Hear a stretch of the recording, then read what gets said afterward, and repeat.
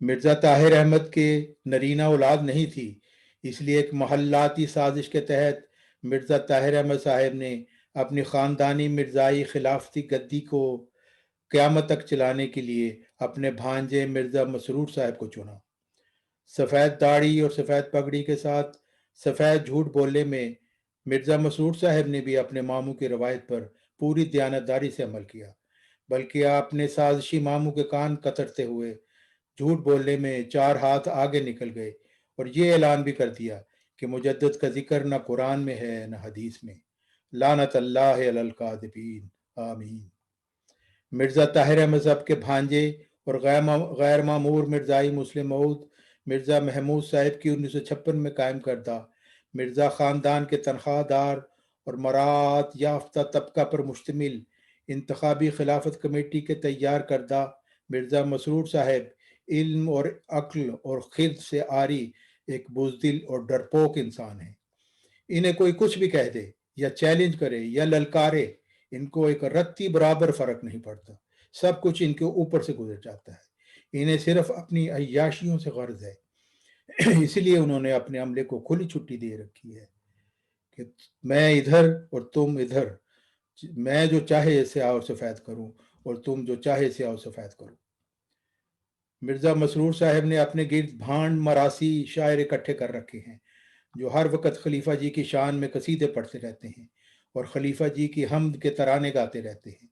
اور خلیفہ جی یوں دنیا و ما فیہا سے بے خبر اپنی خلافتی عیاشیوں میں مست رہتے ہیں۔ 15ویں صدی ہجری کے مجدد حضرت عبد الغفار علیہ السلام نے مارچ 2010 میں مرزا مسرور صاحب کو پیش کوئی مسلم موت کے متعلق چیلنج دیتے ہوئے تحریر فرمایا، جناب مرزا مسرور احمد صاحب، اگر امت محمدیہ میں مسیح موت سے متعلقہ پیشگوئی کے بارے میں ارسر نو غور ہو سکتا ہے تو پھر جماعت احمدیہ میں پیش کوئی مسلم موت کے بارے میں ارسر نو غور کیوں نہیں ہو سکتا؟ مسرور احمد صاحب کسی خطبہ یا جمعہ یا کسی بچوں کی کلاس میں بیٹھ کر یک طرفہ کوئی کسی کے متعلق کچھ بھی کہہ سکتا ہے۔ مثلاً قریباً 1 صدی قبل مخالف علماء اسلام نے متفقہ طور پر نہ صرف امام مہدی مسیح موعود علیہ السلام پر نعوذ باللہ کفر کا فتویٰ لگایا تھا، بلکہ انہیں نعوذ باللہ مجنون اور دیوانہ بھی قرار دیا تھا، لیکن ان یک طرفہ فتاویٰ سے نہ مدعی کافر ثابت ہوا اور نہ ہی مجنون۔ آپ بھی مجھے لا علمی میں نعوذ باللہ مجنون کہہ رہے ہیں، اور میں آپ سے کہہ رہا ہوں کہ میرے رحیم و کریم رب نے خاکسار کو بطور غلام مسیح الزمان علم و حکمت کا امام بنا کر علم و معرفت میں وہ کمال بخشا ہے جس کے آگے اپنے اور اغیار سب لاجواب کیے گئے ہیں۔ جناب من، آپ کی اور میرے دعویٰ میں زمین و آسمان کا فرق ہے۔ کیا آپ اس کے لیے تیار ہیں کہ میدان میں آ کر فیصلہ کر لیں کہ ہم دونوں میں سے کس کا دعویٰ سچا ہے؟ اور اگر آپ کو اپنے موقع پر شرح صدر ہے تو میری تجویز ہے کہ آپ جماعت احمدیہ عالمگیر کی ایک ایسی خصوصی نوعیت کی عالمی مجلس مشاورت کا اہتمام کریں جس کا ایجنڈا صرف اور صرف پیش گوئی مسلم موعود ہو، اور جس میں مجلس کے شرکاء موجودہ حالات کے تناظر میں اثر نو مذکورہ الہامی پیش گوئی پر غور کریں،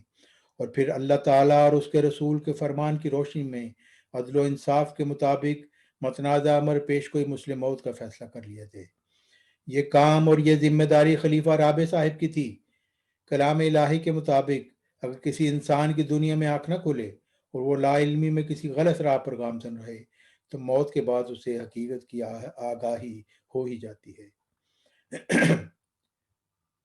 آرٹیکل 49۔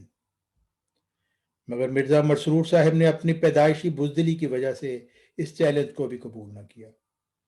پھر 15ویں صدی ہجری کے مجدد حضرت عبد الغفار علیہ السلام نے 22 ستمبر 2017 کے خطبہ میں اپنے دعوی کے متعلق حلفیہ بیان دیتے ہوئے مرزا مسرور صاحب کو بھی دعوت دی وہ اپنے اگلے خطبہ جمعہ میں خدا تعالیٰ کی قسم کھا کر حلفیہ بیان دیں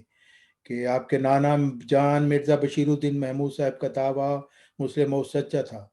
مگر مرزا مسرور صاحب نے اپنی پیدائشی بزدلی کی وجہ سے اس چیلنج کا بھی کوئی جواب نہیں دیا۔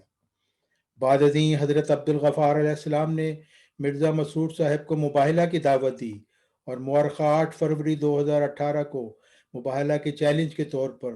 مرزا مسرور صاحب کے گھر کے پتہ پر ایک رجسٹرڈ خط بھیجا، مگر آج 3 سال کا عرصہ گزر چکا ہے، اور 3 سالوں میں حضرت عبدالغفار علیہ السلام کی طرف سے مرزا مسرور صاحب کو مسلسل للکارے جانے کے باوجود مرزا مسرور صاحب نے اپنی پیدائشی بزدلی اور ایمانی جرت کے فقدان کی وجہ سے مباہلہ کے کھلے چیلنج کا آج تک کوئی جواب نہیں دیا۔ حضرت مسیح موعود علیہ السلام نے سچ فرمایا ہے